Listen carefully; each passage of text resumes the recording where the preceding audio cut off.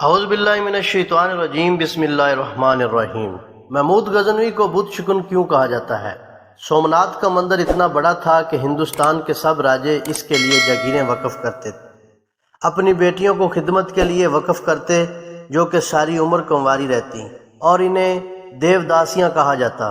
ہر وقت 2000 برہمن پوجا پاٹ کرنے کے لیے حاضر ہوتے اور 500 گانے بجانے والی خوبصورت عورتیں اور 300 قوال ملازم تھے۔ سومناتھ کے بت کی چھت 56 ستونوں پر قائم تھی۔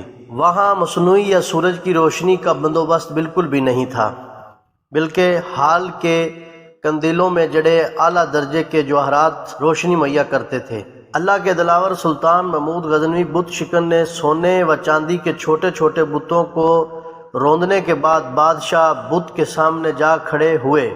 یہ بت 6 فٹ زمین کے اندر اور 9 فٹ زمین سے بلند تھا۔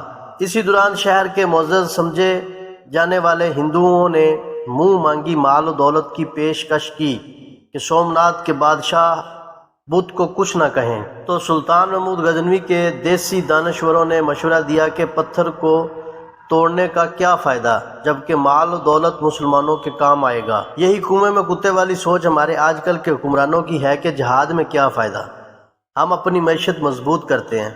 سلطان محمود غزنوی نے دیسی دانشوروں کی بات سن کر کہا کہ اگر میں نے تمہاری بات مان لی تو دنیا اور تاریخ مجھے بت فروش کہے گی، جبکہ میری چاہت یہ ہے کہ دنیا و آخرت میں مجھے محمود بت شکن کے نام سے پکارا جائے۔ یہ کہتے ہی محمود بت شکن کی توحیدی غیرت جوش میں آئی اور ہاتھ میں پکڑا ہوا گرز سومناتھ کے دے مارا۔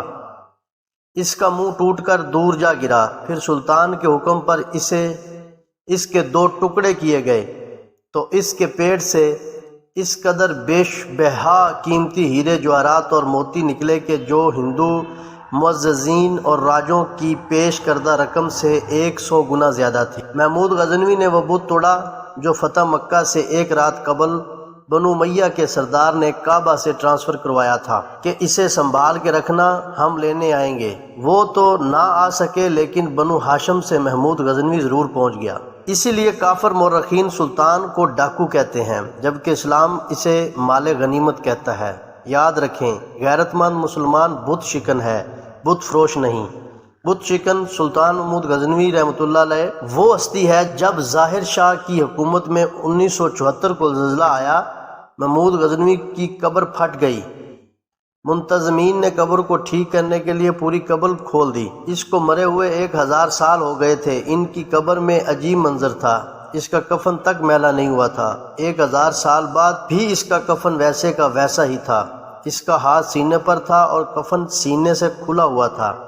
ایسا لگتا تھا کہ جیسے اسے آج ہی کوئی قبر میں اتار گیا ہے۔ اس کے ہاتھ کو ہاتھ لگایا گیا تو وہ نرم و نازک تھا۔ ساری دنیا میں اس بات کی خبر پھیل گئی۔ اللہ کس دین، ملک و ملت کی حفاظت کرنے والوں کو دنیا میں بھی اور آخرت میں بھی بلند مقام عطا کرتا ہے۔